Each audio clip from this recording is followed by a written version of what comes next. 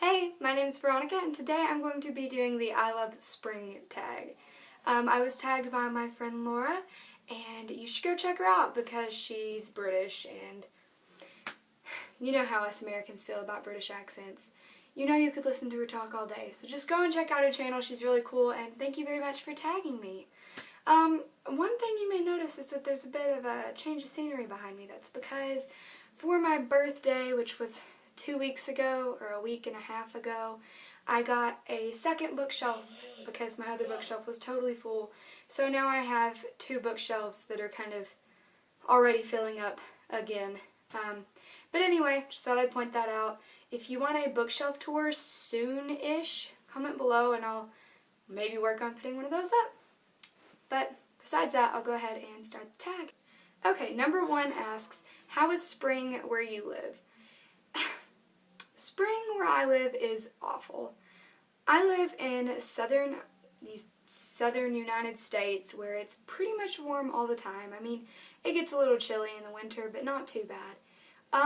Right now it's in the 30s all the time, pretty much constantly.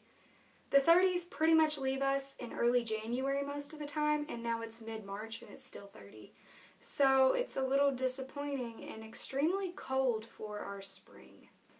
Number 2, your most anticipated release this spring. And I'm pretty sure this book is coming out this spring. Its date has been moved back and moved back and moved back, but last time I heard it comes out in May. And that is Isla and the Happily Ever After by Stephanie Perkins.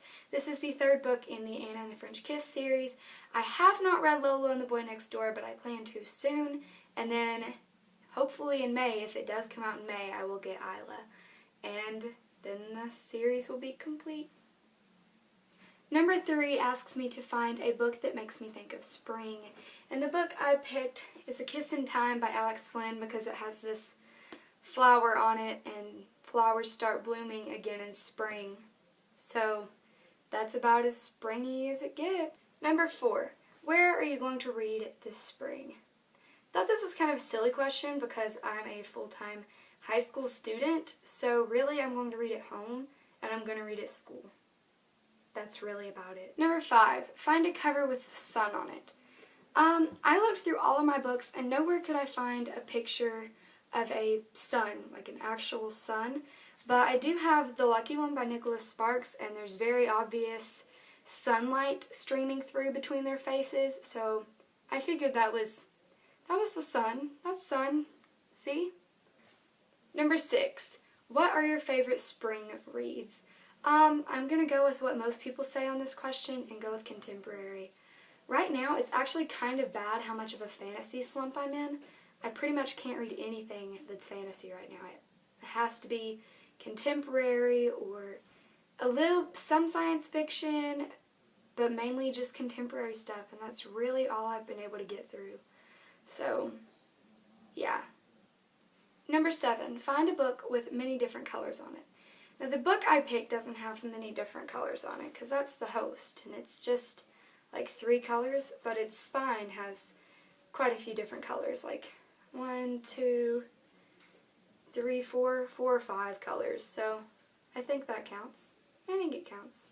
Alright, the final question is number 8 and it asks who I tag. So I'm going to look down.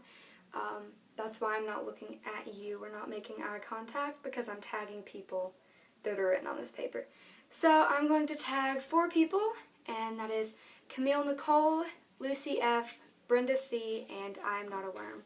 Those are the 4 people that I tag, and if you do this tag video, comment below so that I can go watch your video because I really want to see it.